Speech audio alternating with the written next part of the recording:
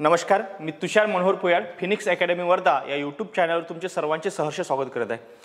कराडे सरांच्या मार्गदर्शनाखाली जी आपण फ्री लेक्चरची सीरीज चालू केली आहे त्यामधले हे आपले लेक्चर्स आहे। हे आपले इतिहासाचे लेक्चर चालू आहे, त्यामधला वैदिक संस्कृती हा आपला पाठ चालू आहे। यामधले जे पहिले 2 लेक्चर झाले प्राचीन इतिहासामधले ते आम्ही यूट्यूब चॅनलवरती अपलोड केलेले आहे। ठीक आहे, IBPS आणि TCS पॅटर्ननुसार तसेच येणारी जी पोलीस भरती आपल्या ठीक आहे, येणारी जी पोलीस भरती आहे त्या पोलीस भरतीसाठी सुद्धा हे लेक्चर्स तुमच्यासाठी म्हणजे उपयोगात असतील। ठीक आहे, या पद्धतीचे आपण या ठिकाणी लेक्चर्स कव्हर करत आहे। नेक्स्ट आपण आपल्या टॉपिककडे वैदिक संस्कृती म्हणजे काय, वैदिक संस्कृती कशा पद्धतीचे प्रश्न येतात आणि कशा पद्धतीचे मागील प्रश्न आलेले त्या ओरिएंटेडच आपण घेणार आहे। ठीक आहे, खूप असा भांबट पसारा आपण घेणार नाही या ठिकाणी, महत्त्वाचं आपण आपल्या लेक्चरला सुरुवात करू। ठीक आहे, 1 मिनिट।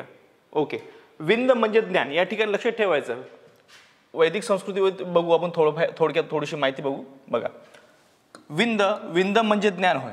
विंद म्हणजेच काय, विंद म्हणजेच ज्ञान होय, या ठिकाणी लक्षात ठेवा। आणि विंदापासून वेद हा शब्द निर्माण झाला, यावरती तुम्हाला प्रश्न येतो कोणत्या शब्दापासून वेद निर्माण झाला, या ठिकाणी लक्षात ठेवायचं। विंद, हा विंद म्हणजे ज्ञान आणि विंद या शब्दापासून, ठीक आहे, विंद पासून वेद हा शब्द निर्माण झाला। वेद शब्द कशापासून झाला, विंद। विंद म्हणजेच काय, ज्ञान, या ठिकाणी लक्षात ठेवा। आणि वेदापासून वैदिक शब्द तयार झाला, या ठिकाणी लक्षात ठेवायचा। हा म्हणजे बेसिक आपली माहिती, म्हणजे सर्वांना माहिती असली पाहिजे। ठीक आहे, नेक्स्ट म्हणजेच काय, वेद हे अपौरुषेय मानले जाते। या ठिकाणी अपौरुषेय म्हणजे की त्याला पुरुषांनी लिहिलेलं नाही, की ते अपौरुषेय म्हणजे देवतांनी लिहिले अशा पद्धतीने ते मानले जाते। या ठिकाणी वेद कसे आहे, अपौरुषेय। तुम्ही डायरेक्ट यावरती फोकस करा। वेद हे कसे आहे, अपौरुषेय आहे। अपौरुषेय म्हणजेच काय, ते डायरेक्ट देवाने लिहिलेलं आहे, ते अपौरुषेय या ठिकाणी असं म्हणलं जाते, म्हणजे ते पुरुषांनी लिहिलेलं नाही। ठीक आहे, वेद हे म्हणजे असं तर डायरेक्ट आलेले असं त्यांचं म्हणणं आहे। वेद कसे आहे मग, अपौरुषेय। या ठिकाणी तुम्हाला प्रश्न येऊ शकतो, वेद कसे आहेत। ठीक आहे, या ठिकाणी हे बघा, हे मी ते हिडन करतो। ठीक आहे, वेद हे रिकामी जागा मानले जातात। कसे मानले जातात, या ठिकाणी बघा, आता अपौरुषेय मानले जातात। कसे मानले जातात, अपौरुषेय। ठीक आहे, यावरती डायरेक्ट तुम्हाला असा प्रश्न येऊ शकतो। नेक्स्ट प्रश्न काय येऊन, वैदिक संस्कृतीचे 2 भाग केले जाते। वैदिक संस्कृती कोणती किती भाग केले जाते, 2 भागामध्ये डिवाइड केले जाते वैदिक संस्कृती। कोणत्या 2 भागामध्ये, एक बघा, वैदिक संस्कृती 2 भागामध्ये डिफाइन केली जाते। कोणत्या 2 भागामध्ये बघा, पहिला भाग म्हणजेच काय, पूर्व वैदिक किंवा ऋग्वैदिक काळ। पहिला भाग कोणता, पूर्व वैदिक किंवा ऋग्वैदिक। ठीक आहे, या ठिकाणी लक्षात ठेवा। आणि ते इसवी सन पूर्व 1500 ते इसवी सन पूर्व 1000 पर्यंत आपण सिंधू संस्कृतीचा काळ बघितला आहे की नाही। सिंधू संस्कृतीचा काळ कुठून कुठपर्यंत आहे, 3500 आहे ना, 3500 ते 1500 पर्यंत। ठीक आहे, इसवी सन पूर्व, हे बघा, हे इसवी सन पूर्व आहे। इसवी सन पूर्व हे कसा, सिंधू संस्कृतीचा। आणि तिथूनच पूर्व वैदिक काळ किंवा ऋग्वैदिक काळ म्हणजेच काय आपण त्याला म्हणतो, इसवी सन पूर्व 1500 ते 1000 पर्यंतचा जो काळ आहे तो कुठपर्यंत आहे, इसवी सन पूर्व 1500 ते इसवी सन पूर्व 1000 पर्यंतचा जो काळ आहे त्याला काय म्हणतो, तो पूर्व वैदिक किंवा ऋग्वैदिक काळ म्हणतो। आणि दुसराच वैदिक काळातला दुसरा जो हे आहे, याच्यामधलाच 2 भागामधला दुसरा भाग म्हणजेच उत्तर वैदिक काळ, म्हणजेच काय, इसवी सन पूर्व 1000 ते इसवी सन पूर्व 600 पर्यंत हा डिफाईन केला जातो। कुठून कुठपर्यंत, यावरती तुम्हाला प्रश्न आलेला आहे मागच्या वेळेस, यावेळेस फक्त थोडंसं लक्ष द्या। पूर्व वैदिक काळ, याच्यामध्ये 2 वैदिक संस्कृती किती भाग पडतात, 2 भाग पडतात। ठीक आहे, कोणकोणते भाग पडतात, 2 भागापैकी पूर्व वैदिक म्हणजेच याला काय म्हणतो आपण, ऋग्वैदिक। पूर्व वैदिक यालाच काय म्हणतो आपण, म्हणजे ऋग्वैदिक काळ, इसवी सन पूर्व 1500 ते 1000। आपण लिंक लावत लावू 3500 पासून तर 1500 पर्यंत आपला जो सिंधू संस्कृतीचा काळ होता ते संपला। त्याच्यानंतर इसवी सन पूर्व 1500 ते इसवी सन पूर्व 1000 इथपर्यंत काय, पूर्व वैदिक किंवा ऋग्वैदिक म्हणजेच काय, वैदिक संस्कृतीचा जो पहिला पार्ट आहे तो याच्यामध्ये कव्हर झाला। दुसरा म्हणजेच काय, उत्तर वैदिक काळ, म्हणजेच काय, इसवी सन पूर्व 1000 ते इसवी सन पूर्व 600 पर्यंतचा जो काळ आहे त्याला काय म्हणतो आपण, उत्तर वैदिक काळ या ठिकाणी म्हणला जातो किंवा उत्तर वैदिक डिफाईन केला जातो। या ठिकाणी लक्षात ठेवा। नेक्स्ट म्हणजेच बघू, आर्य सर्वात आधी बघा, आर्यांनी मागच्या वेळेस आर्य आपण बघितलं, आर्य कुठून आले काय आले ते मागच्या याच्याने बघितलं, पण आर्य सर्वात आधी पंजाबात वसले। कुठं वसले आर्य हे, आर्य हे बाहेर देशातून आले। कुठं आले तर कुठं कोण्या ठिकाणी मग बसले ते, ठीक आहे, आर्य हे सर्वात आधी कुठं बसले, पंजाबात वसले। कुठं बसले, पंजाबात वसले किंवा बसले, या ठिकाणी लक्षात ठेवायचं। त्यांनी त्याला ब्रह्मरुद्र म्हटले। त्यांनी त्याला काय म्हटलं मग, ब्रह्मवृत्त असे म्हटले। कशाला, बघा, आर्य हे सर्वात आधी कुठं बसले, पंजाबमध्ये बसले। त्यांनी त्याला काय म्हटलं, ब्रह्मवृत्त म्हटले। या ठिकाणी लक्ष ठेवायचं। नेक्स्ट म्हणजे नंतर ते गंगा यमुना नंतर ते काय झालं, गंगा आणि यमुना, या ठिकाणी लक्षात ठेवा, गंगा यमुना दुआबाद आले, त्यांनी यास आर्यवृत्त असे म्हटलं, ठीक आहे. दुआब म्हणजे दोन नद्याचा प्रदेश, ठीक आहे, या ठिकाणी लक्षात ठेवायचं. नंतर ते गंगा यमुना दुआबात आले, त्यांनी यास आर्यवृत्त असे म्हटले. आर्यवृत्त म्हणजे की त्यांचा जो काळ आहे त्याला काय म्हणतो आपण, आर्यवृत्त म्हणले. कोणत्या याच्यात बघा. नंतर ते गंगा व यमुना यमुना म्हटलं, गंगा यमुना दुआबात म्हणजे दोन नद्यांचा प्रदेशात आले, त्यांनी यास आर्यवृत्त म्हणलं. काय म्हणले, आर्यवृत्त म्हणलं, ठीक आहे. तो जो हे असतं काळ त्याला काय म्हणते, ते आर्यवृत्त म्हणते त्या काळाला, ठीक आहे. ऋग्वैदिक काळात वर्ण जन्मानुसार नसून कर्मावर आधारित होता, या ठिकाणी लक्षात ठेवायचं. आपण सिंधू संस्कृतीमध्ये आपण बघितलं की असं असू शकते बा, कर्मावर नसून ते जन्मावर आधारित त्या ठिकाणी चार पंथी आपण बघितले असू शकतात. आणखीन त्याचं डिफाईन आपण केलेलं नव्हतं. समजा त्यांचा पर्टिक्युलर शोध किंवा त्यांचा ठोस पुरावे आपल्याला भेटले नव्हते, ठीक आहे. या ठिकाणी काय, ऋग्वैदिक काळात वर्ण जन्मानुसार नसून कर्मावर आधारित होते. कर्मावर म्हणजे तुमचं कर्म कशा पद्धतीचं आहे, ठीक आहे. तुम्ही कोणतंही काम करू शकत होते, कोणत्याही पद्धतीचं तुम्ही कर्म करू शकत होते, ठीक आहे. म्हणजे त्याला असं डिफाईन नव्हते की त्यांच्या जात म्हणजे तुमची हे जात पर्टिक्युलरली तुम्ही हेच कर्म केलं पाहिजे, अशा पद्धतीचं त्या ठिकाणी नव्हतं, या ठिकाणी लक्ष ठेवायचं. आणि दुसरं म्हणजे महत्त्वाचं बघा, कृषीमध्ये मुख्य पीक जव होते, या ठिकाणी लक्षात ठेवा. आणि आपण मागच्या लेक्चर्समध्ये जे सांगितलं तर सर्वात मध्ये पहिल्यांदा पीक कोणत्या याच्यात घेतलं, या ठिकाणी बघा गहू घेतला आपण, ठीक आहे. शेतीचा शोध लागल्यानंतर पहिल्यांदा पीक जे घेण्यात आलं ते कोणतं, गहू घेण्यात आलं, या ठिकाणी लक्षात ठेवायचं. आणि गहू आणि जे बाकी मग मुख्य पीक या म्हणजे कृषीमध्ये मुख्य पीक, या ठिकाणी काय सांगितलं मग, जव या ठिकाणी सांगितलं, या ठिकाणी लक्षात ठेवायचं. कृषीमध्ये मुख्य पीक कोणते घेतले जात होते, जव, या ठिकाणी लक्षात ठेवा. मग तुम्हाला इथं हिडन जर करून दिलं असं, या ठिकाणी बघा इथं क्वेश्चन तयार होतो आपला. काय क्वेश्चन तयार होतो, कृषीमध्ये मुख्य पीक वैदिक संस्कृतीमध्ये कोणते घेतले जात होते, आपल्याला लक्षात येते. मग कोणते घेतले जात होते, गहू, ठीक आहे. हे असं जव घेतले जात होते. गहू हे पहिल्यावालं पीक होते, या ठिकाणी जव हे पीक घेतले जात होते, या ठिकाणी लक्षात ठेवायचं. नेक्स्ट म्हणजेच बघा, आर्य हे बाहेरून भारतात आले असे बहुसंख्य इतिहासकारांचे मत आहे. बरोबर आहे. काही इतिहासकार काय म्हणतात, याच्यामध्ये दोन हे मतभेद आहे यामध्ये, ठीक आहे. काही म्हणजे बहुतेक म्हणजे जास्त 75 पेक्षा जास्त जे आपले इतिहासकार आहे त्यांचं म्हणणं काय, आर्य हे बाहेरून भारतात आले आहे, ठीक आहे. असे बहुसंख्य इतिहासकारांचे मत आहे. जवळपास म्हणजे 75 ते 80% इतिहासकारांचे तेच म्हणणे आहे. स्वामी दयानंद सरस्वती, या ठिकाणी लक्षात ठेवा. स्वामी दयानंद सरस्वती काय सांगतात बघा, तुम्हाला परत सांगतो, आर्य हे बाहेरून भारतात आले असे बहुसंख्य इतिहासकारांचे मत आहे. हा प्रश्न सोडून द्या. बघा पण या ठिकाणी बघा असं काय म्हणलं, स्वामी दयानंद सरस्वती आर्य हे तिबेटमधून भारतात आले असे ते म्हणतात. स्वामी दयानंद सरस्वतीचं मग म्हणणं काय, या ठिकाणी बघा स्वामी दयानंद सरस्वती काय म्हणतात की आर्य हे भारतात कुठून आले तर या तिबेटमधून. तिबेट म्हणजेच काय बघा, आपल्या याच्या नेपाळच्या वरचा जो भाग आहे तिबेट, त्या ठिकाणी बघा त्या तिबेटमधून भारतात आले, या ठिकाणी त्यांनी सांगितलेलं, ठीक आहे. नेक्स्ट घेऊ आपण. तिबेटला आणखी जगाचे छप्पर असे सुद्धा म्हणले जाते, ठीक आहे. या ठिकाणी लक्षात ठेवायचं. नेक्स्ट बघा, आता लोकमान्य टिळक आपण बघितलं, स्वामी दयानंद सरस्वतीने काय म्हटलंय की आर्य हे कुठून आले, तिबेटमधून आले. बघा मग आता लोकमान्य टिळकांनी काय म्हटलं, लोकमान्य टिळक हे सुद्धा इतिहासकार होते, होऊन गेले. The Arctic home in the Vedas, यावरती प्रश्न येऊ शकते बरं. The Arctic home in the Vedas हा ग्रंथ कोणाचा, यावरती प्रश्न सुद्धा म्हणजे येऊ शकते, नाही येऊन गेलेला आहे, ठीक आहे. असा प्रश्न येऊ शकते. बघा हे तुम्हाला हिडन करून देणार असे किंवा इथे रिकामी जागा द्यायचा, रिकामी जागा. The Arctic home in the Vedas या ग्रंथाचे लेखक कोण आहे किंवा हा ग्रंथ यांनी लिहिला, म्हणजे इथे हिडन रिकामी जागा. The Arctic home in the Vedas हा ग्रंथ यांनी लिहिला असं येऊ शकते. त्या ठिकाणी बघा लोकमान्य टिळक, तुम्ही अशा पद्धतीचा जर अभ्यास केला तुमच्या डेफिनेटली लक्षात राहील. या ठिकाणी म्हणजे महत्वाचं आहे, लोकमान्य टिळकांनी the Arctic home in the Vedas, कोणा, लोकमान्य टिळकांनी कशामध्ये, त्यांच्याच ग्रंथामध्ये the Arctic home in the Vedas या ग्रंथामध्ये आर्य हे आर्टिक प्रदेशातून आले आहे असे सांगितले. तर लोकमान्य टिळकांनी काय सांगितलं मग, the Arctic home in the Vedas या ग्रंथामध्ये त्यांनी सांगितलं, त्यांचा स्वतःचाच ग्रंथ आहे तो, तर त्यांनी सांगितलं हे आर्य हे आर्टिक प्रदेशातून भारतामध्ये आलेले, त्यांच्या आर्टिक प्रदेशातून म्हणजे भारतामध्ये प्रवेश घेतला असं कोणी सांगितलं, लोकमान्य टिळकांनी सांगितलं. नेक्स्ट बघू, प्रारंभी आलेल्या आर्यांमध्ये भारत वंशाचे लोक होते. जे प्रारंभी भारतामध्ये जे आर्य आले, प्रारंभी आलेल्या आर्यामध्ये भारत वंशाचे लोक होते, या ठिकाणी लक्षात ठेवायचं. भरत वंशाचे प्रारंभी जे आर्य भारतामध्ये आले त्याच्यामध्ये भरत वंशाचे लोक होते असं या ठिकाणी डिफाईन केलं जाते, ठीक आहे.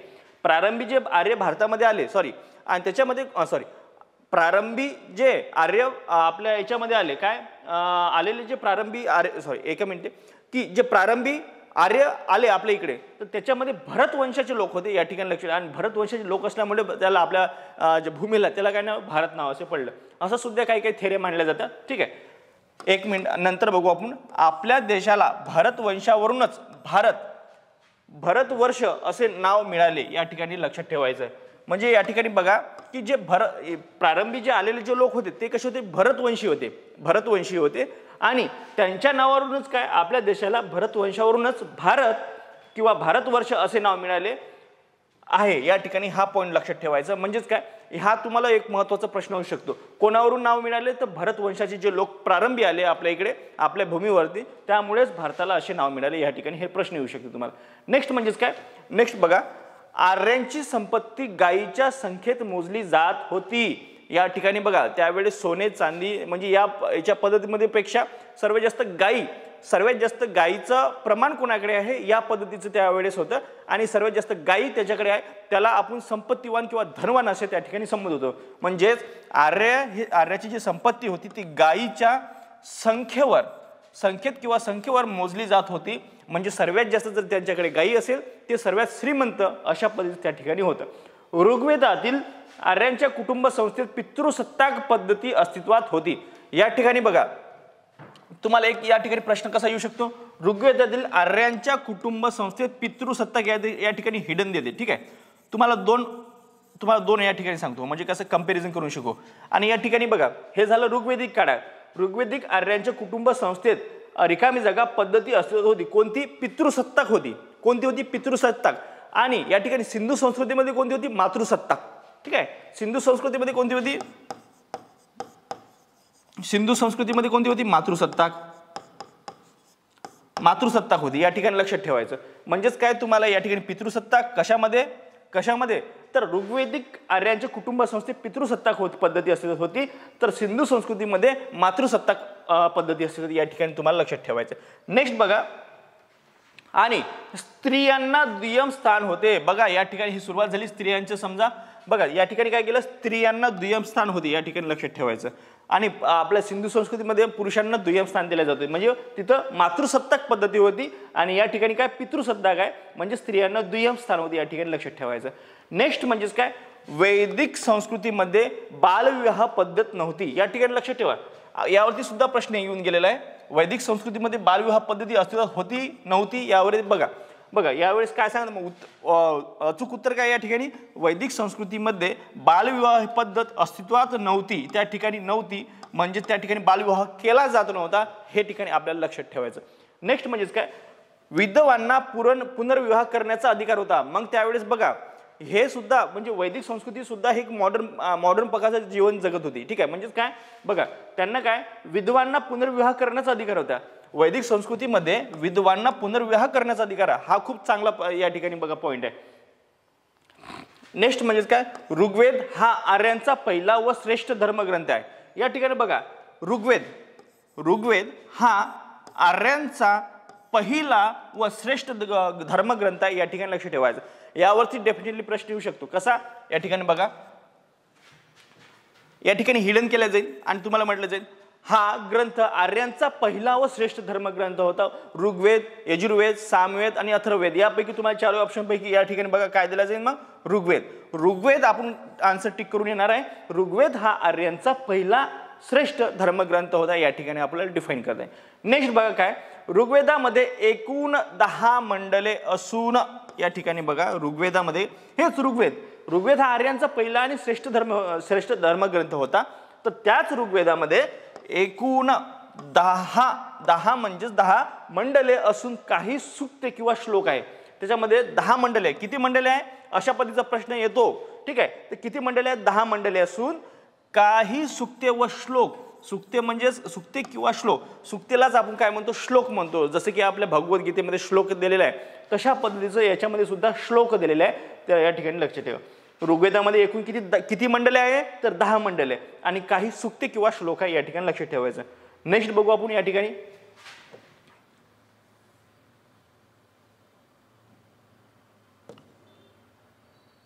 ओके या ठिकाणी बघा इंद्र ही आर्यांची प्रधान देवता होती. इंद्र ही आर्यांची काय प्रधान देवता होती, या ठिकाणी लक्ष ठेवायचं. हा प्रश्न येऊ शकतो तुम्हाला. कोण या ठिकाणी लक्षात ठेवायचं. या ठिकाणी बघा कोण या ठिकाणी लक्षात, या ठिकाणी काय येईल, कोण ही आर्यांची प्रधान देवता मानत होती, या ठिकाणी लक्ष ठेवायचं. तो कोण, इंद्र, या ठिकाणी लक्ष ठेवायचं. या ठिकाणी काय येईल मग, इंद्र. त्याच्यानंतर अग्नी, वरुण, सोम, मरुत या देवताही महत्वाच्या होत्या. या ठिकाणी तुम्हाला ऑप्शन मध्ये हे बघा, या ठिकाणी कोण देणार तुम्हाला, या ठिकाणी कोण देणार, आणि इंद्र हिरण करणार. बघा कोण ही आर्यांची प्रधान देवता होती, आणि प्रधान देवता महत्वाच्या देवताही खाली आहे. अग्नी आहे, वरुण आहे, सोम आहे, आणि या ठिकाणी शेवटचा ऑप्शन कोणता आहे, मरुत न दिले इंद्र दिले जाईल. ठीक आहे, इंद्र दिले जाईल. मग आपल्याला कन्फ्युजन होते. मग या ठिकाणी फक्त हे लक्षात ठेवायचं, इंद्र ही आर्यांची प्रधान देवता होती, इंद्र ही प्रधान होती. ठीक आहे, आणि अग्नी, वरुण, सोम आणि मरुत या देवताही महत्वाचे होते, या ठिकाणी लक्षात ठेवायचं. नेक्स्ट म्हणजेच काय, सामवेद, यजुर्वेद, अथर्ववेद, वेदांगे, उपनिषदे इत्यादी ग्रंथ ऋग्वेदानंतरचे आहे, या ठिकाणी लक्षात ठेवा. पहिला ग्रंथ आपण मागच्या स्लाइडमध्ये बघितला की पहिला ग्रंथ आणि त्यांचा महत्वाचा ग्रंथ कोणता होता, तर या ठिकाणी काय सांगितलं आपण, ऋग्वेद हे काय सांगितलं, पहिला महत्वाचा आणि पहिला ग्रंथ त्यांचा. त्याच्यानंतर सामवेद आले, त्यानंतर यजुर्वेद, अथर्ववेद, वेदांगे, उपनिषदे इत्यादी ग्रंथ हे ऋग्वेदानंतर प्रकट झाले, म्हणजे आलेले आहे, किंवा त्याची निर्मिती ऋग्वेदानंतर झालेली, या ठिकाणी हे लक्षात ठेवायचं. नेक्स्ट म्हणजेच काय, यजुर्वेदामध्ये यज्ञाविषयी आवश्यक असलेले मंत्र आहे. या ठिकाणी नेहमीच प्रश्न येतो, यजुर्वेदामध्ये कशाविषयी ज्ञान दिलेलं आहे किंवा कशाविषयी त्याच्यामध्ये डिफाईन केलेलं आहे.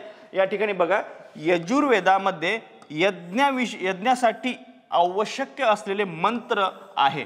कशासाठी, जे यज्ञ होम हवनासाठी जे असलेले आवश्यक असलेले जे मंत्र किंवा मंत्राचं जे पठण आहे ते कशामध्ये दिलेलं आहे, यजुर्वेदामध्ये. यजुर्वेदामध्ये काय दिलेलं आहे, तर यज्ञासाठी आवश्यक असलेले मंत्र दिलेले आहे. काय दिलेलं आहे, याच्यासाठी काय आवश्यक असलेले, कशासाठी, यजुर्वेदामध्ये यज्ञासाठी, कशासाठी, तर यज्ञासाठी, या ठिकाणी लक्षात ठेवायचं, आवश्यक असलेले मंत्र दिलेले आहे. नेक्स्ट काय, सामवेदामध्ये यज्ञाच्या हवन प्रसंगी श्लोक. या ठिकाणी बघा, आपलं यजुर्वेद झालं. ठीक आहे, आता यजुर्वेद झालं, या ठिकाणी लक्षात ठेवायचं. थोडं आपण करून डिफाईन करू. यजुर्वेदामध्ये काय सांगितलं की यज्ञाविषयी जे असलेले मंत्र आहे ते कशामध्ये आहे, यजुर्वेदामध्ये. आणि सामवेदामध्ये यज्ञाच्या हवनाप्रसंगी श्लोक कोणत्या सुरात म्हणायचे याचे मार्गदर्शन केलेले आहे. सामवेद म्हणजेच काय, या ठिकाणी बघा, जे सूर आपण म्हणतो, स वरून सूर लावायचा तुम्ही. ठीक आहे, यावरून स वरून सूर लावू आपण. ठीक आहे, स वरून सूर लावू म्हणजे तुम्हाला लक्षात ठेवायचं आहे, म्हणजे कोणत्या सुरामध्ये म्हणायचं, या ठिकाणी असं लक्षात ठेवायचं. सामवेदामध्ये यज्ञाच्या हवन प्रसंगी, आता बघा, यज्ञाविषयी ज्ञान कशामध्ये दिलेलं आहे, असलेल्या मंत्राचं ज्ञान कशामध्ये दिलेलं आहे, यजुर्वेदामध्ये. आणि सामवेदामध्ये काय दिलं, मग यज्ञाच्या हवन प्रसंगी श्लोकाचं कोणत्या सुरात म्हणायचं, म्हणजे जे सूर असते तो कोणत्या पद्धतीचा लावायचा म्हणायचे, तर याचे मार्गदर्शन सामवेदामध्ये केलेलं आहे, हे सुद्धा लक्षात ठेवायचं. बघा, या ठिकाणी स वरून सूर लक्षात ठेवू आपण. ठीक आहे, नेक्स्ट बघू.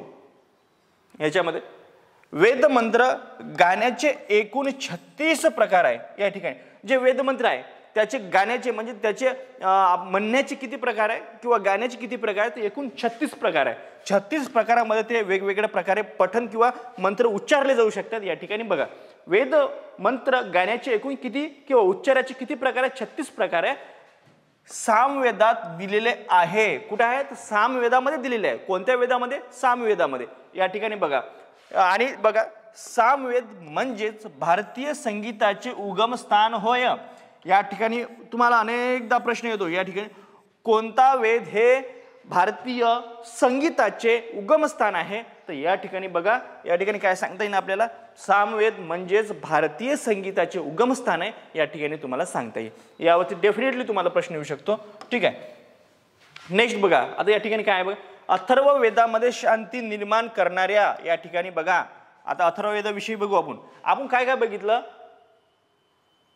यजुर्वेद बघितलं. यजुर्वेदामध्ये काय यज्ञविधीसाठी आवश्यक असलेले मंत्र आहे. ठीक आहे, मंत्र कशामध्ये, यजुर्वेदामध्ये. ठीक आहे, सूर कशामध्ये, सामवेदामध्ये. आता काय बघणार आहे आपण, अथर्ववेदामध्ये शांती निर्माण करणाऱ्या. या ठिकाणी अथर्ववेदामध्ये शांती निर्माण करणाऱ्या आणि निरनिराळ्या रोगांचे निवारण. ठीक आहे, निरनिराळ्या रोगांचे निवारण करणाऱ्या मंत्राचा समावेश आहे. या ठिकाणी लक्षात ठेवायचं. अथर्ववेदामध्ये काय सांगितलं म्हणजे अथर्ववेदामध्ये काय सांगितलं की शांती निर्माण करणाऱ्या आणि निरनिराळ्या रोगांचे निवारण करणाऱ्या मंत्रांचा समावेश आहे. यास ब्रह्मवेद असे सुद्धा म्हणतात. यास काय म्हणतात मग? ब्रह्मवेद. या ठिकाणी यावरती तुम्हाला सर्वात महत्त्वाचं पॉईंट म्हणजेच काय, अथर्ववेदामध्ये कशाचं ज्ञान दिलेलं आहे या ठिकाणी लक्षात ठेवा. अथर्ववेदामध्ये कशाचं ज्ञान दिलेलं आहे? निरनिराळ्या रोगाचं निवारण करण्यासाठी जे मंत्राचा समावेश होतो त्या या ठिकाणी दिलेला आहे. काय सांगितलेलं आहे अथर्ववेदामध्ये? निरनिराळ्या जे रोग आहे रोगांचे निवारण करणारे जो मंत्राचा समावेश आहे ते कशामध्ये दिलेला आहे या ठिकाणी लक्षात ठेवा. अथर्ववेदामध्ये. अथर्ववेदामध्ये काय दिलेलं आहे असाही प्रश्न येऊ शकतो. मग आपण उलट तिलट करून डोक्यात ठेवायचं. अथर्ववेदामध्ये काय दिलेलं आहे मग ठिकाणी? निरनिराळे जे रोग होतात, ठीक आहे, निरनिराळे रोग होतात त्यांच्याविषयी जे मंत्र पठण करून त्यांना बसवण्यासाठी जे दिलेलं आहे ते अथर्ववेदामध्ये दिलेलं आहे. मग सामवेदामध्ये काय दिलेलं आहे? 36 प्रकारे गाण्याचे प्रकार दिलेले आहे, म्हणजे सूर त्याच्यामध्ये निर्माण होतो. आणि यजुर्वेदामध्ये काय दिलेलं आहे? हवन प्रसंगी जे श्लोक म्हणायचे असतात ते श्लोक त्याच्यामध्ये दिलेले आहे. ठीक आहे, बघा आपण आणखी समोर जाऊ. एवढं डिफिनेटली तुम्हाला समजलं असेल. ठीक आहे, बघा याच्यामध्ये काय, हा बघा अथर्ववेदामध्ये काय सांगितलेलं आहे? रोगाविषयी. बघा ठीक आहे, रोगाविषयी सांगितलं. रोग म्हणजेच काय? डिसीज आहे का नाही? रोग म्हणजेच काय? डिसीज. भारतीय आयुर्वेदांचा उगम भारतीय राजनीतीचा प्रारंभ अथर्ववेदातच आहे. या ठिकाणी बघा त्यामध्ये काय सांगितलेलं? भारतीय आयुर्वेदाचा ऍक्च्युली बरोबरच आहे. हे बघा आयुर्वेद म्हणजे काय? रोगाविषयी संबंधित आहे, हे तुम्ही डिफाईन करू शकता. पण महत्वाचं काय? भारतीय राजनीतीचा प्रारंभ. राजनीतीच म्हणजे काय? राजकीय शक्ती किंवा पॉलिटिक्स. या ठिकाणी लक्ष ठेवा. आयुर्वेदामध्ये काय उगम? काय? भारतीय राजनीतीचा प्रारंभ अथर्ववेदात आहे. या ठिकाणी लक्ष ठेवा. म्हणजेच पॉलिटिक्सचा जो उगम आहे तो सुद्धा काय? भारतीय अथर्ववेदात सापडतो. या ठिकाणी लक्ष ठेवायचं. आपल्याला आयुर्वेदाचं आपल्याला माहितीच आहे. आपल्याला डिसीज सापडलं म्हणजे तिचं आहे आरोग्यशास्त्र. त्या ठिकाणी आपल्याला भारतीय आयुर्वेदाचा किंवा आयुर्वेदाचा जो उगम आहे तो आपल्याला आपण सांगू शकतो की अथर्ववेदामध्ये झाला. पण दुसरा एक पॉईंट यामध्ये, ठीक आहे, भारतीय राजनीती म्हणजेच काय? पॉलिटिक्स. पॉलिटिक्सचा जो जन्म आहे तो या ठिकाणी झालेला म्हणजे अथर्ववेदातूनच सुद्धा झालेला. या ठिकाणी हे लक्षात ठेवायचं. हा सुद्धा प्रश्न तुमच्यासाठी डिफाईन महत्वाचा प्रश्न आहे बरं का. नेक्स्ट बघा, उपनिषदास वेदांत असेही म्हणतात. जे उपनिषद आहे त्याला आपण काय म्हणतो? वेदांत सुद्धा म्हणला जाते. या ठिकाणी लक्षात ठेवायचं. उपनिषदास काय म्हणला जातो? जे उपनिषद असतात त्याला आपण वेदांत असे सुद्धा म्हणला जाऊ शकतो. ठीक आहे, या ठिकाणी लक्षात ठेवायचं. नेक्स्ट काय म्हणलं या ठिकाणी? मांडुक्य किंवा मुंडक. मांडुक्य किंवा मुंडक या उपनिषदातून सत्यमेव जयते घेतलेले आहे. या ठिकाणी लक्षात ठेवा. हा जो प्रश्न कितीकदा आला या ठिकाणी बघा.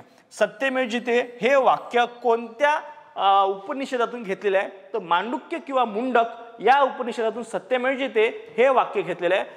गावातील प्रमुखास ग्रामिणी असे म्हणायचे. जे गावातील प्रमुख होता त्यास काय म्हणत होते? या ठिकाणी बघा हा पॉईंट डायरेक्ट इकडे आला. हा दुसरा पॉईंट होता. तर या ठिकाणी लक्षात समजून घ्या तुम्ही. ठीक आहे, ठीक आहे, या इथून दुसरा पॉईंट होता. हा गावातील प्रमुखास ग्रामिणी म्हणायचे. जी गावातील जो प्रमुख होता, ठीक आहे, आपण सरपंच म्हणतो, त्या ठिकाणी काय म्हणलं जातं? त्याला गावातील प्रमुखास ग्रामिणी. गावातील प्रमुखास काय म्हणत होते? ते ग्रामिणी म्हणत होते. या ठिकाणी आणि या ठिकाणी लक्ष ठेवा. प्रश्न कसा आहे? सत्यमेव जयते हे वाक्य कोणत्या उपनिषदातून घेतलं आहे? तर कोणत्या? मांडुक्य किंवा मुंडक या उपनिषदातून घेतलेलं आहे. हे या ठिकाणी लक्षात ठेवायचं. नेक्स्ट म्हणजेच काय?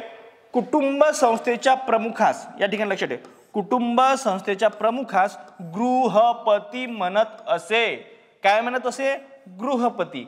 आणि गावातील प्रमुखास काय म्हणायचे? ग्रामिणी म्हणायचे. काय म्हणायचे? तर ग्रामिणी म्हणायचे. आणि कुटुंब संस्थेच्या प्रमुखास गृहपती म्हणत असे. या ठिकाणी लक्ष ठेवायचं. या ठिकाणी दुसरं आणखी नेक्स्ट पॉईंट बघा. 4 पुरुषार्थ म्हणजेच धर्म, अर्थ, काम, मोक्ष आर्यांच्या जीवनामध्ये अस्तित्वात होते. या ठिकाणी लक्ष ठेवा. ते म्हणजे 4 पुरुषार्थावर भर देत होते. त्यांचं जीवन यांच्या भोवतीच फिरत होतं. कोणत्या भोवती? बघा, धर्म, अर्थ म्हणजे अर्थ म्हणजेच पैसा. या ठिकाणी धर्म, अर्थ, काम, मोक्ष हे आर्यांच्या जीवनामध्ये अस्तित्वात होते. या ठिकाणी लक्ष ठेवायचं. हे या 4 पद्धतीवरती काम करत होते. नेक्स्ट म्हणजेच काय? हा पॉईंट क्लिअर झाला आपला. नेक्स्ट बघा, आर्यांच्या प्रारंभीचे जीवन हे पशुपालनीय होते. या ठिकाणी लक्षात ठेवा. आर्यांचे प्रारंभीचे जीवन हे पशुपालनीय होते. म्हणजे जे पशुपालन करत होते. या ठिकाणी लक्ष ठेवायचं. होते म्हणजेच काय? पशुपालन. व कृषी व्यवसाय दुय्यम होता. महत्वाचं म्हणजे मुख्य व्यवसाय काय होता? यांचा पशुपालन होता. मुख्य व्यवसाय काय? या ठिकाणी लक्षात ठेवायचं. मुख्य व्यवसाय काय होता? पशुपालन होता. आणि दुय्यम म्हणजे कृषी व्यवसाय हा काय होता, दुय्यम व्यवसाय होता. या ठिकाणी लक्ष ठेवा, पशुपालन हा यांचा मुख्य व्यवसाय होता आणि कृषी व्यवसाय हा यांचा दुय्यम होता. आपण सिंधू संस्कृतीमध्ये काय बघितलं, कृषी आणि उद्योग सुद्धा या ठिकाणी बघितलं. त्या ठिकाणी पशुपालन बघितलं का नाही, हे तुम्हाला म्हणजे थोडे पॉईंट असे कोरिलेट करत चालायचं, म्हणजे जेणेकरून आपला प्रश्न चुकला नाही पाहिजे. ठीक आहे, आर्यांचे प्रारंभीचे जीवन पशुपालनीय होते व कृषी व्यवसाय हे दुय्यम होते, या ठिकाणी लक्षात ठेवायचं. नेक्स्ट पॉईंट बघू आपण काय आहे या ठिकाणी. आर्य प्राणी पाळत व त्यातील घोडा हा महत्वपूर्ण प्राणी होता. आपल्याला सिंधू संस्कृतीमध्ये घोडा दिसला का नाही, त्या ठिकाणी आपल्याला ते कन्फ्यूज केला जाऊ शकते. या ठिकाणी बघा, आर्य प्राणी पाळत, हो आपल्याला समजलं की आर्य प्राणी पाळत, पण त्यातील घोडा हा महत्वाचा प्राणी होता असे दिसते. या ठिकाणी प्रश्न येऊ शकतो, हे हिडन केलं जाऊ शकते. ठीक आहे, या ठिकाणी बघा, आर्य प्राणी पाळत व त्यातील रिकामी जागा हा महत्वाचा प्राणी होता असे दिसते. तो कोणता होता, घोडा. आलं की नाही आपलं उत्तर. ठीक आहे, काय होता प्राणी, मग घोडा होता. ठीक आहे, नेक्स्ट बघू. आर्य लोक भारतात येण्यापूर्वी मध्य आशिया, ठीक आहे, आर्य भारतात येण्यापूर्वी काय झालं बघा. या ठिकाणी बघा, आर्य कुठून आले, आपले समजा आपल्या टिळकांनी मत पाळलं, आपले आर्टिक वरून आले, यांनी सांगितलं स्वामी दयानंद सरस्वती की ते तिबेटमधून आले. पण या ठिकाणी बघा, आर्य म्हणजे वेगवेगळे, प्रत्येकाचे व्ह्यू वेगवेगळे असू शकतात.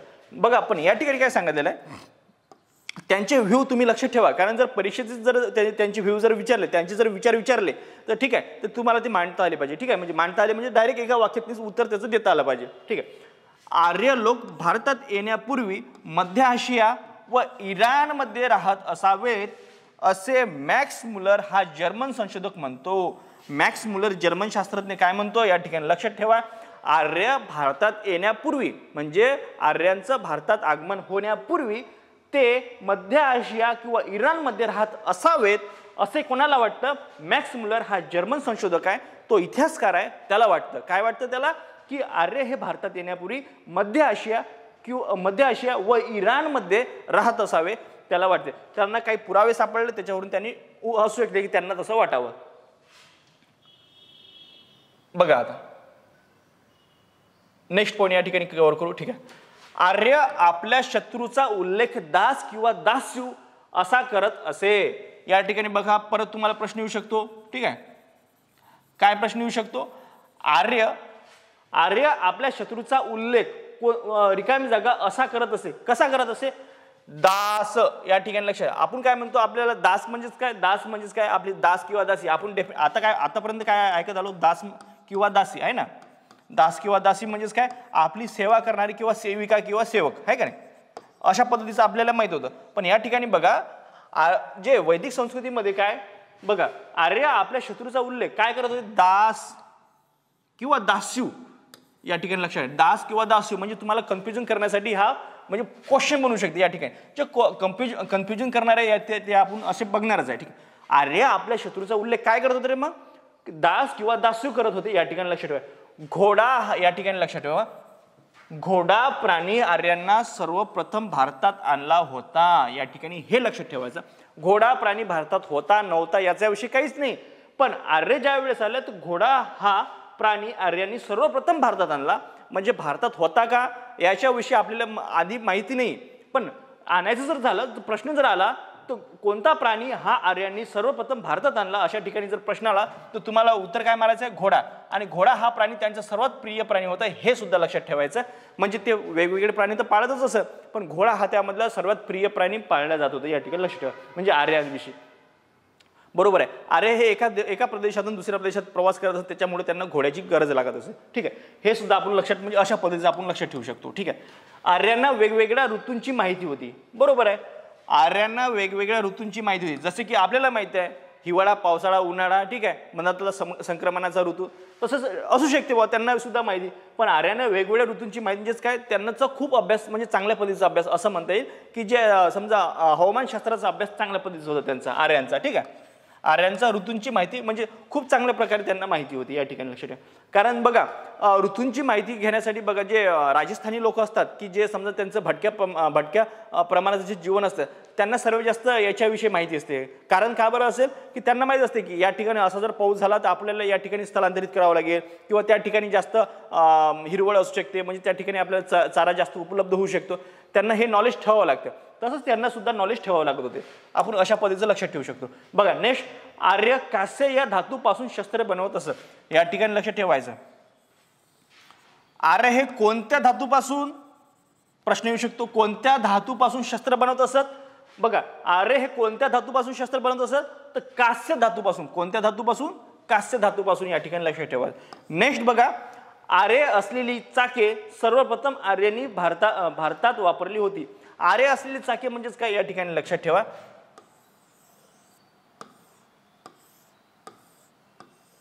हे बघा, आर्य म्हणजे स्पोक असलेली, सरळ सरळ आर्य म्हणजेच काय, स्पोक असलेली जी चाके आहे ती सर्वप्रथम आर्यांनी भारतात वापरली. या ठिकाणी लक्षात ठेवायचं. कोणी, आर्य असलेली चाके सर्वप्रथम आर्यांनी भारतात वापरली. या ठिकाणी असा प्रश्न येऊ शकतो, आर्य असलेली चाके सर्वप्रथम भारतात कोणी वापरली, असा हिडन प्रश्न येऊ शकतो. कोणी वापरली, आर्यांनी भारतात वापरली. या ठिकाणी हा प्रश्न क्लिअर झाला आपला. नेक्स्ट बघा काय आहे, तर आर्यांसाठी गाय हा संपत्तीचा प्रमुख स्रोत होता. या ठिकाणी बघा मागच्या स्लाइडमध्ये तुम्हाला सांगितलं, त्यांचं गाय म्हणजेच काय, एक संपत्तीचं माध्यम होते. ज्यांच्याकडे सर्वात जास्त गायी ते सर्वात जास्त संपत्तीवान किंवा धनवान व्यक्ती असा मानला जात होता. काय, बघा आर्यांसाठी गाय हा संपत्तीचा प्रमुख स्रोत होता. काय होता आर्यांसाठी प्रमुख स्रोत, काय होता, संपत्तीचा प्रमुख स्रोत काय होता, असा प्रश्न येऊ शकतो. या ठिकाणी बघा आर्यांसाठी कोण हा संपत्तीचा प्रमुख स्रोत होता. या ठिकाणी लक्षात, कोण, तर गाय. कोणता प्राणी, तर गाय. या ठिकाणी लक्षात ठेवायचं. नेक्स्ट बघा, धर्मगुरूंना व ऋषींना गायीचे दान दिले जात असे. मग बरोबर आहे, त्या ठिकाणी संपत्तीत जर गायी असेल, ठीक आहे, त्या ठिकाणी म्हणजे सर्वात मूल्यवान वस्तूच म्हणजे जर गाय असेल, तर त्या ठिकाणी काय, धर्मगुरूंना किंवा ऋषींना कोणत्याही ठिकाणी प्रकारे दान द्यायचं असेल तर त्या ठिकाणी काय दिलं जात होतं, मग गायीचं दान दिलं जात होतं. या ठिकाणी लक्षात ठेवायचं. आणि योद्धे, धर्मगुरू व सामान्य प्रजा यात समाजाची विभागणी केलेली होती. या ठिकाणी बघा, या ठिकाणी आपल्याला कशामध्ये विभागणी दिसते, कशामध्ये, योद्धे, धर्मगुरू व सामान्य प्रजा यात समाजाची विभागणी केलेली होती. हे आपल्याला या ठिकाणी दिसते. चौथा समूह शूद्रांचा होता. या ठिकाणी लक्षात ठेवायचं, चौथा समूह कसा शूद्रांचा होता, जे दयनीय होते. या ठिकाणी आपल्याला कसे, आता वर्णव्यवस्था आपल्याला दिसून येते. ठीक आहे, वर्णव्यवस्था आपल्याला या ठिकाणी दिसून येते. म्हणजेच काय बघा, योद्धे, धर्मगुरू व सामान्य प्रजा यात समाजाची विभागणी केलेली होती. चौथा समूह शूद्रांचा होता या ठिकाणी, आणि ते दयनीय होते. त्यावेळेस शूद्रांवर खूप अत्याचार झाले. या ठिकाणी लक्ष ठेवा. म्हणजे योद्धे, मग धर्मगुरू, सामान्य प्रजा आणि चौथा समूह म्हणजे शूद्रांचा होता. या ठिकाणी लक्ष ठेवायचं.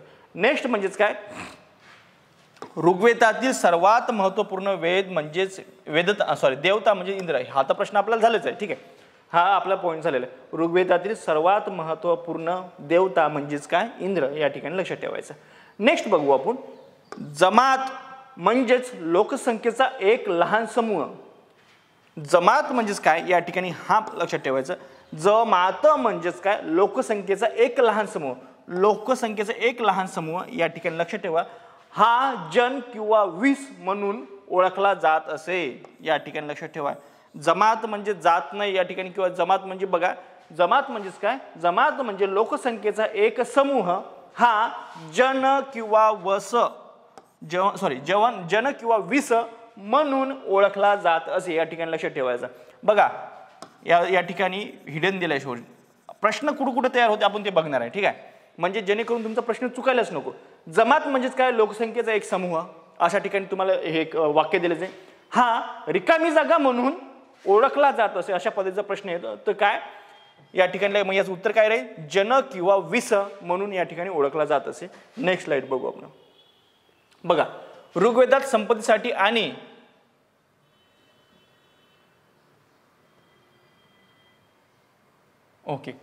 ऋग्वेदात संपत्तीसाठी आणि गोधनासाठी इच्छा प्रगट केलेली आढळते. या ठिकाणी ऋग्वेदामध्ये काय, संपत्तीसाठी आणि गोधनासाठी इच्छा प्रगट केलेली आहे. बरोबर आहे, गोधन हेच म्हणजे सर्वश्रेष्ठ धन होते त्यांच्यासाठी. ठीक आहे, परंतु कन्या प्राप्तीसाठी नाही असे दिसते. या ठिकाणी लक्षात, परंतु कन्या प्राप्तीसाठी नाही असे दिसते. म्हणजे त्यांना कन्या प्राप्ती म्हणजे काय, स्त्रियांना दुय्यम स्थान दिले जात होते. या ठिकाणी हे आपल्याला डिफाईन करता येते. नेक्स्ट म्हणजे काय, एकपत्नीत्व व काही ठिकाणी बहुपत्नीत्वाची चाल अस्तित्वात होती. हे सुद्धा लक्षात ठेवता येते आपल्याला. म्हणजे या ठिकाणी बघा वर्णव्यवस्था सुद्धा आपल्याला दिसून येते, त्यानंतर एकपत्नीत्व किंवा बहुपत्नीत्व सुद्धा आपल्याला दिसून येते. महत्त्वाचं काय म्हणजे स्त्रियांना कसं दुय्यम स्थान हे या ठिकाणी सुद्धा दिसून येते. जमात म्हणजेच काय, लोकसंख्येचा एक समूह आपण बघितलं, त्याला जत किंवा वीस असे म्हणले जाते, हे सुद्धा बघितलं. नेक्स्ट म्हणजेच काय, जमात अथवा वंशप्रमुख केंद्रस्थानी असतात असे. जमात किंवा वंशप्रमुख त्या ठिकाणचं बघा आपल्या ठिकाणी कसं की आपल्या समजा जे वयस्कर असतात जे आपले वडीलधारी असतात ते कसे आपले म्हणजे घरातले प्रमुख असतात. तसंच या ठिकाणी काय जमात किंवा एक तर समूह किंवा या ठिकाणी जमात किंवा वंशप्रमुख केंद्रस्थानी असते. त्यांचे केंद्रस्थानी कोण, एक वैयक्तिक वंशप्रमुख असायचा किंवा जमात असायची, या ठिकाणी हे लक्षात ठेवायचं. नेक्स्ट म्हणजेच काय, प्रमुखाला राजा असे संबोधले जात असे. बरोबर आहे. आपण आपल्या समजा आपला जो समजा भारतीय प्रमुख आहे त्याला आपण पंतप्रधान किंवा जे अप्रत्यक्षपणे असतात ते राष्ट्रपती असतात, या ठिकाणी लक्षात ठेवा, आपण त्याला म्हणतो. तसंच या ठिकाणी काय, प्रमुखाला म्हणजे आपल्या राज्याचा प्रमुखाला जे राजा आहे त्याचं राजाच्या प्रमुखाला काय राजा असे संबोधले जात असे, या ठिकाणी लक्षात ठेवायचं.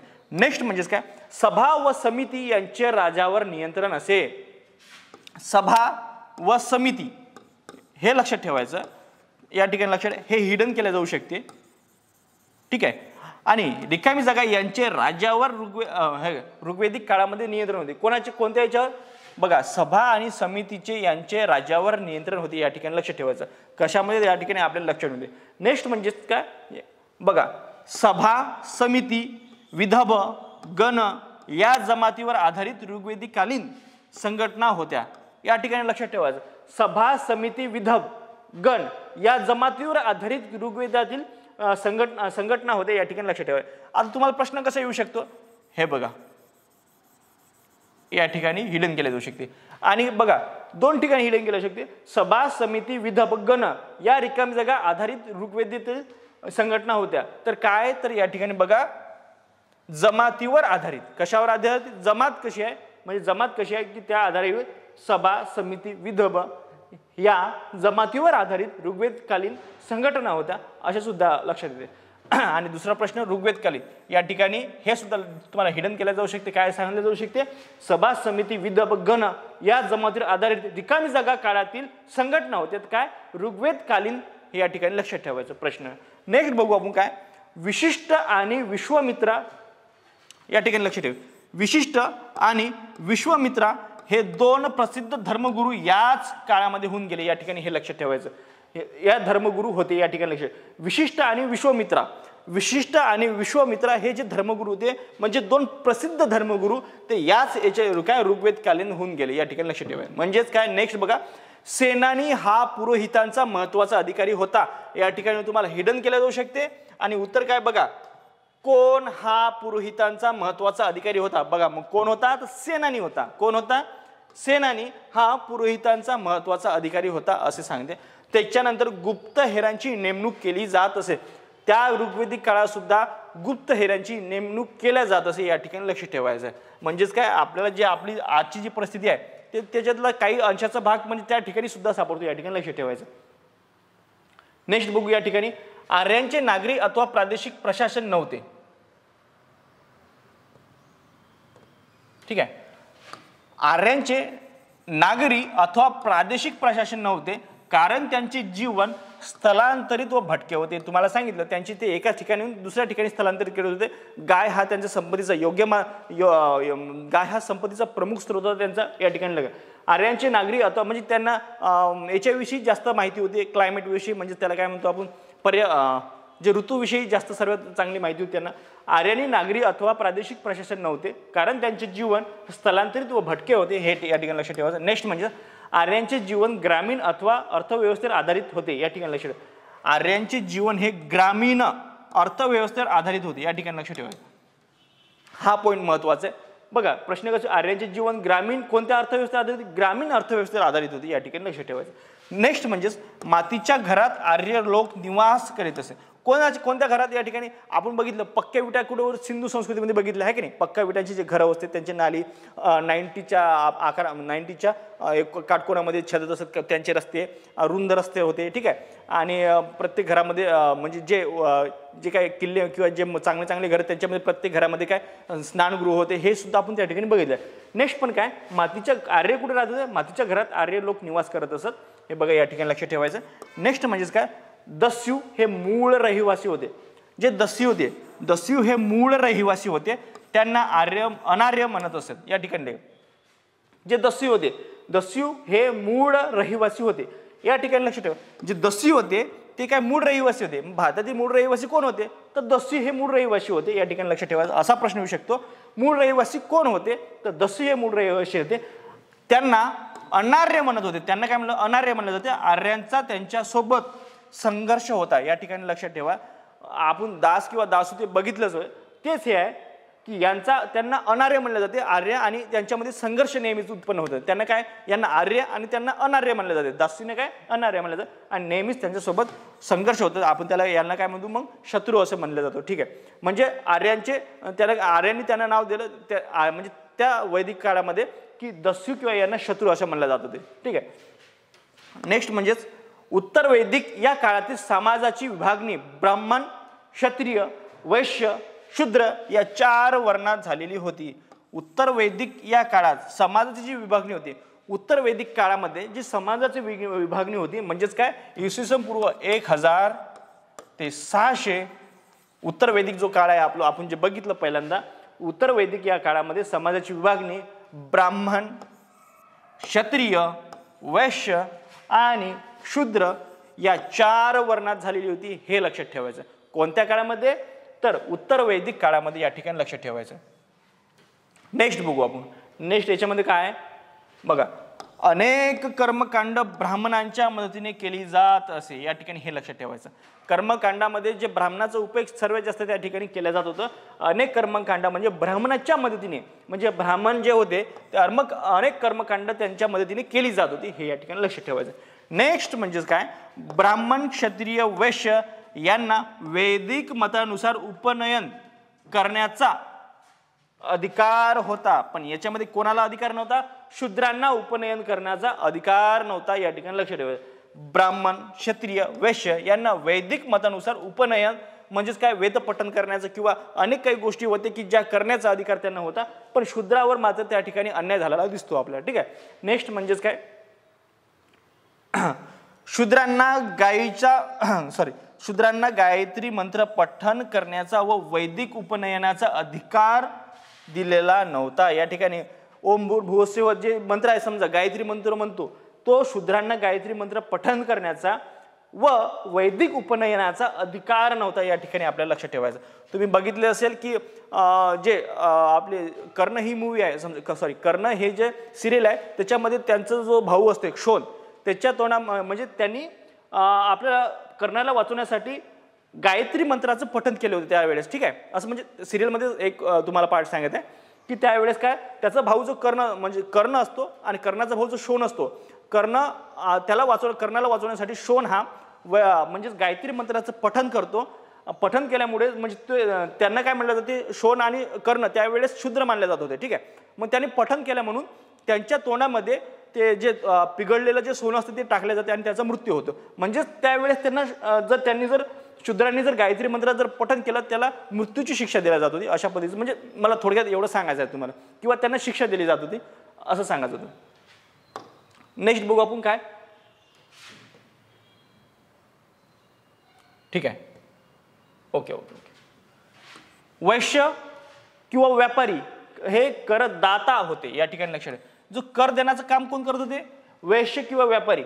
वैश्य किंवा व्यापारी हे काय करत होते, करदाता होते. या ठिकाणी लक्षात ठेवायचं. नेक्स्ट म्हणजेच काय, उत्तर वैदिक काळात गोत्र पद्धती अस्तित्वात होती. आता गोत्र पद्धती बघा, गोत्र म्हणजे आता ते मलाही सांगता येणार नाही गोत्र पद्धती काय. तर गोत्र पद्धती म्हणजे आपलं जे गोत्र आहे ते असं एक वेगळ्या पद्धतीचं कदाचित मला वाटते ते जात गोत्र हे खूप म्हणजे किचकट बाब आहे, त्याच्यामध्ये न गेलेलंच बरं. म्हणजेच बघा, उत्तर वैदिक काळात गोत्र पद्धती अस्तित्वात आली. या ठिकाणी लक्षात ठेवायचं. नेक्स्ट म्हणजेच काय, आश्रम व्यवस्था अस्तित्वात आलेली होती. उत्तर वैदिक काळामध्ये काय आश्रम व्यवस्था अस्तित्वात आली होती, ज्यामध्ये आश्रमामध्येच काय आपलं शिक्षण दिलं जातं. या ठिकाणी लक्ष ठेवायचं. याचे 4 प्रकार होते. कशाचे? आश्रमाचे. बघा, आश्रम व्यवस्था अस्तित्वात आलेली होती व याचे 4 प्रकार होते. एक बघा, याच्या 4 प्रकार पडायचे याचे आश्रम व्यवस्थेमध्ये. बघा, ब्रह्मचर्य, गृहस्थ, तिसरं म्हणजे वनप्रस्थ आणि चौथा म्हणजे संन्यास. या ठिकाणी बघा, म्हणजे जीवनाचे 4 त्यांनी भाग केलेले होते. सरळ सरळ कोणते कोणते बघा. ब्रह्मचर्य, पहिल्यांदा जे समजा शिक्षणाचं काळ होतं त्याला ब्रह्मचर्य पाळलं जात होतं त्यावेळेस. दुसरं म्हणजे गृहस्थ, म्हणजे त्यावेळेस लग्न करून त्या ठिकाणी म्हणजे आपला संसार केला जातो. तिसरं म्हणजे वनप्रस्थ, म्हणजे वनात निघून जाणे. तिसरा प्रकार म्हणजेच काय, वनामध्ये निघून जाणे किंवा वनामध्ये भटकती करणे. चौथा म्हणजेच काय, संन्यास घेणे. हा या 4 पद्धतीचे ते जीवन जगत होते. या ठिकाणी लक्ष ठेवायचं. नेक्स्ट म्हणजेच काय, उत्तर वैदिक काळात आर्य संस्कृती ब्राह्मणी व उत्तर वैदिक काळात आर्य संस्कृती ब्राह्मणी प्रभावाखाली होती. म्हणजे ब्राह्मणांचा प्रभाव त्यांच्यावर खूप मोठा होता. ते जे सांगत होते तशा पद्धतीने वागत होते. नेक्स्ट म्हणजेच काय, भौतिक प्राप्तीसाठी देवांची पूजा केली जात असे. त्यावेळेस सांगितलं होन हवन किंवा जे काही असेल विविध प्रकारे त्यांच्या म्हणजेच काय भौतिक प्राप्तीसाठी, म्हणजे आम्हाला सुख प्राप्त व्हावं किंवा आम्हाला संपत्ती प्राप्त व्हावी, धनदेवता आमच्यावर प्रसन्न व्हावा, यासाठी ते काय करत होते की प्राप्तीसाठी देवांची पूजा केली जाते, देवाची अर्चना केली जात होती. ठीक आहे, या ठिकाणी लक्ष ठेवायचं. नेक्स्ट म्हणजेच काय, गायी वस्त्र प्राण्या, या ठिकाणी गायी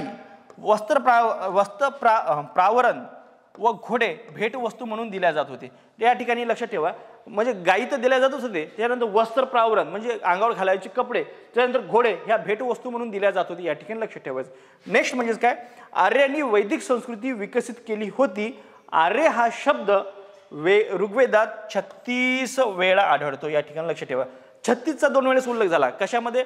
बघा, जे सामवेदामध्ये किती सूर सांगितले 36, आणि या ठिकाणी सुद्धा आर्य शब्द हा ऋग्वेदामध्ये किती वेळेस उच्चारण्यात आला. या ठिकाणी लक्षात ठेवायचं. किती वेळेस? तर 36 वेळा या ठिकाणी लक्षात ठेवायचं. नेक्स्ट म्हणजे काय, आर्यांची वैदिक संस्कृती ही विकसित केली होती. आर्यांनी वैदिक संस्कृती मग कोण विकसित केली होती? या ठिकाणी असा प्रश्न येऊ शकतो तुम्हाला डायरेक्ट, आहे का? कसा प्रश्न येऊ शकतो की आर्यांनी कोणती संस्कृती विकसित केली, अशा पद्धतीने जर प्रश्न आला मग काय सांगता, तर वैदिक संस्कृती. कोणती संस्कृती विकसित केली? तर वैदिक संस्कृती ही आर्यांनी विकसित केली होती. आर्य हा शब्द ऋग्वेदात किती वेळेस आला? तर 36 वेळा. हा सुद्धा प्रश्न येऊ शकतो तुम्हाला. ठीक आहे, नेक्स्ट बघू आपण काय. अरण्यात जाऊन वेदामधील गूढ विषयांचा अभ्यास निवांतपणे तयार केलेला निरूपण म्हणजेच आरण्यके होय. या ठिकाणी लक्षात ठेवायचं. हा महत्वाचा आहे. अरण्यके म्हणजे काय? अरण्यके म्हणजेच काय? अरण्यात जाऊन वेदामधील गूढ विषयाचा, वेद घेऊन जायचा, अरण्यामध्ये जायचं आणि त्यामध्ये जे गूढ विषय आहे त्याचा अभ्यास निवांतपणे केलेला, तयार केलेलं निरूपण म्हणजेच एक निरूपण तयार करा, त्याच्याविषयी शॉर्ट नोट्स काढायचे, ते निरूपण तयार करणे म्हणजे अरण्यके होय. हे या ठिकाणी लक्ष ठेवायचं. म्हणजे एकांत विषयातनी अरण्यात जाऊन जे लिहिलेला आपण समजा विषय किंवा जो ग्रंथ आहे त्याला आपण काय म्हणतो? अरण्यक म्हणतो. या ठिकाणी लक्ष ठेवायचं. नेक्स्ट म्हणजेच काय, अरण्यकाविषयी आणखीन एक गोष्ट होती, ते बरं नेक्स्ट याच्यामध्ये सांगू, कारण आपलं लेक्चर लांबच आहे. ठीक आहे. प्रत्येक वेदावरील म्हणजेच ते आपल्या इतिहासाविषयी संबंधित आहे की जे बरं नेक्स्ट म्हणजे लेक्चरमध्ये सांगून देईन तुम्हाला.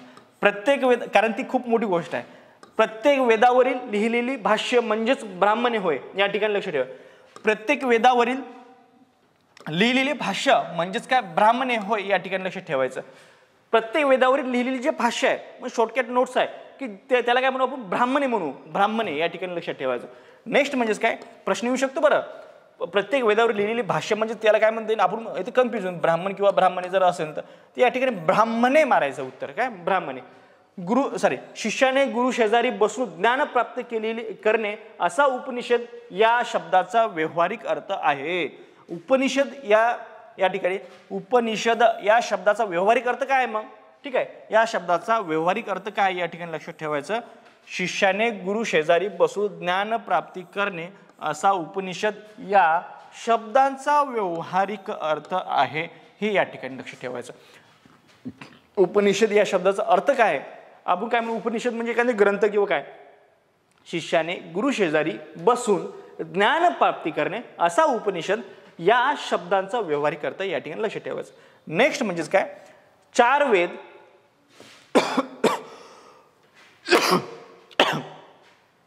4 वेद 108 उपनिषद 18 पुराणे, 18 उपपुराणे, 6 वेदांगे, 6 दर्शने म्हणजेच काय षटदर्शने, 4 स्मृती इत्यादी वाङ्मय आहे. हे थोडं तुम्हाला लक्षात ठेवावं लागेल, कारण बघा 4 वेद आहे. वेद किती आहे? 4 आहे. सामवेद, ऋग्वेद, यजुर्वेद आणि अथर्ववेद. ठीक आहे. त्याच्यानंतर 108 उपनिषद आहे. उपनिषद किती आहे मग? 108 आहे. 18 काय पुराणे आहेत. 18 उपपुराणे सुद्धा 18च आहे. 6 वेदांग आहे. 8 दर्शने किंवा षडदर्शने आहे. 4 स्मृती आहे. या ठिकाणी लक्षात ठेवायचं. आता हे लक्षात कसं ठेवायचं? वेद तर सर्वांना माहिती आहे 4 आहे म्हणून. 108 तुम्हाला माहिती आहे एक म्हणजे गावातनी जे माळकरी लोक असतात त्यांच्या गळ्यामध्ये 108 मणी असतात. मग आपण लक्षात ठेवू की 108 उपनिषद आहे. 18 पुराणे आहे. कशा बघा असं लक्षात ठेवायचं, जे पुराण जे समजा पुराणे आणि उपपुराणे हे 18 आहे. म्हणजे हे 2 लक्षात ठेवू आपण. याला कंपॅरिझन करून लक्षात ठेवू. 18 आहे. आज 6 वेदांग आहे आणि 6 दर्शने आहे. या ठिकाणी लक्षात ठेव. हे 6 वेदांगे आणि दर्शने हे आपल्याला 2 लक्षात ठेवायचे. वेदांगे आणि दर्शने हे 6 आहे. नेक्स्ट 4 स्मृती इत्यादी वाङ्मय आहे. या ठिकाणी हे लक्षात ठेवायचं. नेक्स्ट म्हणून लक्षात ठेव ऋग्वेद काळातील विद्वान स्त्रिया. बघा ऋग्वेद काळात सुद्धा ऋग्वेद काळात सुद्धा विद्वान स्त्रिया होत्या. या ठिकाणी लक्षात ठेवायचं. त्यांचं नाव अपाला, घोषा, अपाल मुद्रा आणि विश्ववारा हे या ठिकाणी यावरती MPSCने सुद्धा प्रश्न विचारलेला आहे. तर म्हणजे इतर आपल्याला MPSCने सुद्धा यावरती प्रश्न विचारलेला आहे. तर हे डेफिनेटली की सरळ सेवेमध्ये तर येणारच. बघा ऋग्वेद काळातील विद्वान स्त्रिया कोण होत्या? अपाला, घोषा, लोपामुद्रा आणि विश्ववारा हे काय आहे? हे यांच्या त्यावेळेच्या विद्वान स्त्रिया या ठिकाणी लक्षात ठेवायचं. नेक्स्ट म्हणजे थोडक्यात या ठिकाणी हे आपलं लेक्चर या ठिकाणी कंप्लीट झालं आहे. ठीक आहे. तुम्ही माझं लेक्चर ऐकून घेतलं त्याबद्दल तुमचे मनपूर्वक आभार. ठीक आहे. ठीक आहे. आणखीन जर तुम्हाला यामध्ये जर काही कंटेंट जर शिकवायचं म्हणजे चुका जर झाल्या असतील त्या ठिकाणी म्हणजे तुम्ही सुधारू शकता कमेंट बॉक्समध्ये. ठीक आहे. नेक्स्ट या ठिकाणी मी वेळ झालेला आहे. थोडक्यात रिव्हिजन बघूच तरी, कारण रिव्हिजन हे आपला महत्त्वाचा भाग आहे.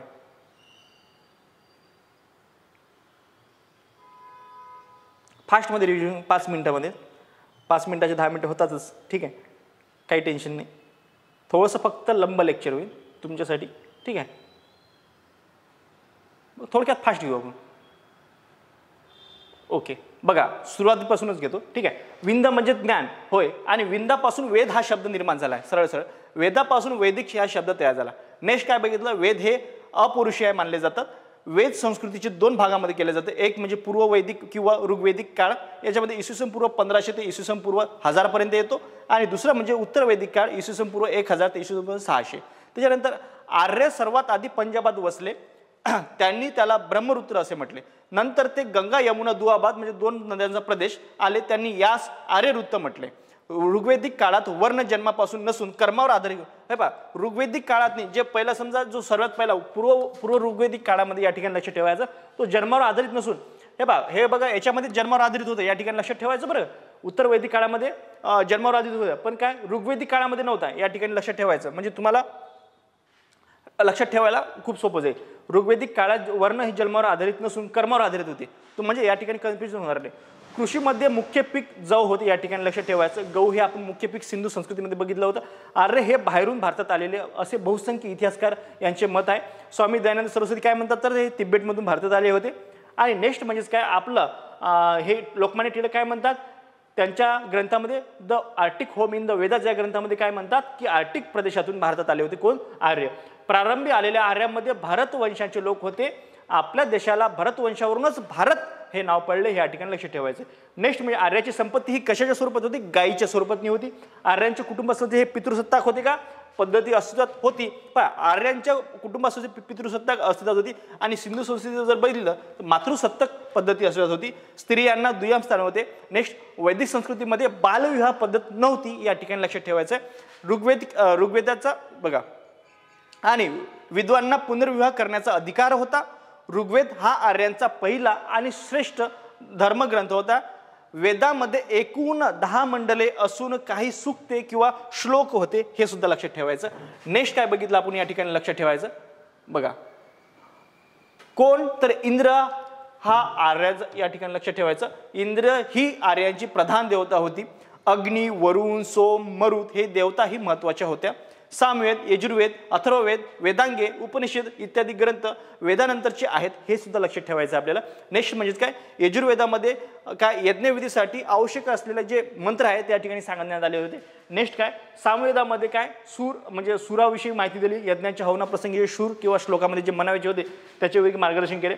आणि वेद मंत्र गाण्याचे एकूण 36 प्रकार होते आपण या ठिकाणी बघितले सामवेदामध्ये दिलेले. सामवेद म्हणजेच भारतीय संगीताचे उगमस्थान हे या ठिकाणी सांगितलेले आहे. अथर्ववेदामध्ये शांती निर्माण करणाऱ्या आणि निरनिराळ्या रोगांचे निवारण करणाऱ्या मंत्राचा समावेश हे कशामध्ये दिलेला आहे, अथर्ववेदामध्ये. सोबतच अथर्ववेदामध्ये पॉलिटिक्स याचा सुद्धा उपयोग करण्यात आहे. यास ब्रह्मवेद असे सुद्धा म्हणतात. ब्रह्मवेद कशाच म्हणतात मग असं जर प्रश्न आला अथर्ववेद असं म्हणतात. नेक्स्ट थोडक्यात बघू आपण. ठीक आहे, बरोबर. बघा, भारतीय आयुर्वेदाचा उगमस्थान व भारतीय राजनीतीचा प्रारंभ कशामध्ये सापडतो, आपला अथर्ववेदामध्ये सापडतो. ठीक आहे, उपनिषदास वेदांग असे वेदांत असे सुद्धा म्हणतात जे उपनिषद असतं. मांडुक्य किंवा मुंडक या उपनिषदातून सत्यमेव जयते हे वाक्य घेतलेले आहे. जे त्याच्यानंतर काय, गावातील प्रमुखास ग्रामणी असे म्हणत, कुटुंब संस्थेच्या प्रमुखास गृहपती म्हणत असे. 4 पुरुषार्थ म्हणजेच धर्म, अर्थ, काम, मोक्ष यांच्या जीवनामध्ये अस्तित्वात होते. त्यानंतर आर्यांच्या प्रारंभीचे जीवन हे पशुपालनी होते व कृषी व्यवसाय त्यांचे दुय्यम व्यवसाय होता. आर्य प्राणी पाळत व त्यातील घोडा हा महत्त्वपूर्ण प्राणी होता. आणि असं डिफाईन केलं जाते घोडा हा भारतात कोणा आणला, आर्यांनीच आणला. आर्य लोक भारतात येण्यापूर्वी मध्य आशिया व इराणमध्ये राहत असावे असं मॅक्स मुलर या इतिहास जर्मन शास्त्रज्ञाचं म्हणजे म्हणणे होतं. नेक्स्ट बघू आपण. आर्य आपल्या शत्रूंचा उल्लेख दास किंवा दास करत असे. घोडा हा प्राणी आर्यांनी सर्वप्रथम भारतात आणला हे सुद्धा यांनी सांगितलं. नेक्स्ट म्हणजे काय, आर्यांनी वेगवेगळ्या ऋतूंची माहिती होती कारण त्यांचं आर्यांचं हे कसं होतं, स्थायिक होतं का नाही, भटक्या स्वरूपाचं होतं. त्याच्यानंतर आर्य कास्य या धातूपासून शस्त्र बनवत असत. नेक्स्ट, आर्य असलेली चाके सर्वप्रथम आर्यांनी भारतात वापरली होती. आर्यांसाठी गाय ही संपत्तीचा प्रमुख स्रोत होता. धर्मगुरूंना व ऋषींना गायचे दान दिले जात असे. योग्य धर्मगुरू व सामान्य प्रजा यात समाजाची विभागणी केलेली होती. चौथा समूह हा शूद्रांचा होता, ते दयनीय अवस्थेतील होते.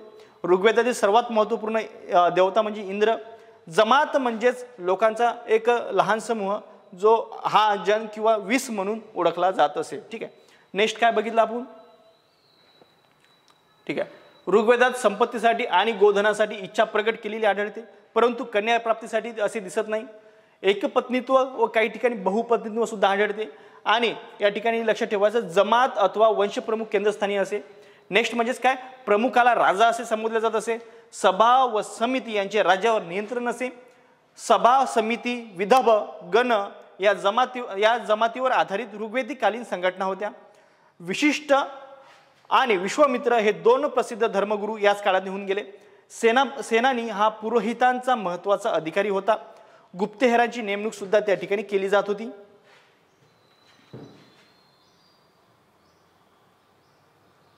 सॉरी ठीक आहे, एक स्लाइड ॲड झाली त्याच्यामध्ये. नेक्स्ट, आर्यांचे नागरी अथवा प्रादेशिक प्रशासन नव्हते कारण त्यांचे जीवन स्थलांतरित भटके होते. आर्यांचे जीवन ग्रामीण अर्थव्यवस्थेवर आधारित होते हे सुद्धा महत्त्वाचं आहे. मातीच्या घरात आर्य लोक निवास करीत असे. दास्य हे मूळ रहिवासी होते, त्यांना अनार्य म्हणले जाते आणि आर्यांचा यांच्यासोबत नेहमीच संघर्ष होत असे. उत्तर वैदिक या काळात समाजाची विभागणी ब्राह्मण, क्षत्रिय, वैश्य, शूद्र या 4 वर्णात झालेली होती. अनेक कर्मकांड करण्यासाठी ब्राह्मणाच्या मदतीचा उपयोग केला जात असे.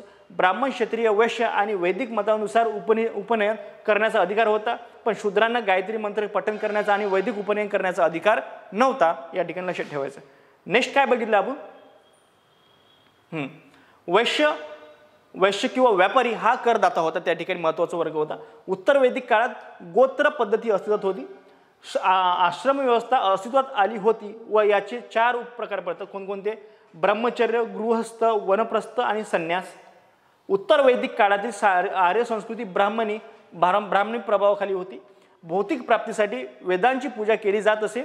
गायी, प्रावरण व घोडे भेटवस्तू म्हणून दिल्या जात असे. आर्यांनी वैदिक संस्कृती विकसित केली होती व आर्य हा शब्द ऋग्वेदात किती वेळेस आला तर 36 वेळेस आला. ह्या ठिकाणी लक्षात ठेवायचं. नेक्स्ट बघा, अरण्यात जाऊन वेदामध्ये गूढ विषयाचा अभ्यास निवांतपणे करणे म्हणजेच त्याला काय म्हणतो आपण अरण्यके म्हणतो. ठीक आहे. त्याच्यानंतर प्रत्येक वेदावरील लिहिलेली भाष्य म्हणजेच ब्राह्मणे होय. शिष्याने गुरु शेजारी बसून ज्ञानप्राप्ती करणे असा उपनिषद या शब्दांचा व्यावहारिक अर्थ आहे.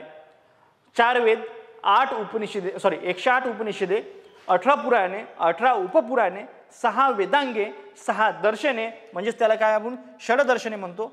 4 स्मृती इत्यादी वाङ्मय आहे. ऋग्वेद काळातील विद्वान स्त्रिया अपाला, घोषा, लोपमुद्रा आणि विश्ववारा या ठिकाणी लक्ष ठेवायचं. तुम्ही माझं लेक्चर ऐकून घेतलं त्याबद्दल तुमचे सर्वांचे म्हणजे आभार. आणि तुम्हाला जर याविषयी काही म्हणजे सूचना किंवा आणखीन काही याविषयी समजा जर माझं काही चुकलं असेल तुम्ही कमेंट बॉक्समध्ये नक्की सांगू शकता. आणि याविषयी आणखीन कोणतं जरी लेक्चर घ्यायचं असेल तुम्ही कमेंट बॉक्समध्ये नक्की सांगा. ठीक आहे. त्यावरती आपण नक्कीच विचार करू. आणि मी या ठिकाणी इथेच थांबतो. जय हिंद, जय महाराष्ट्र, धन्यवाद. ओके.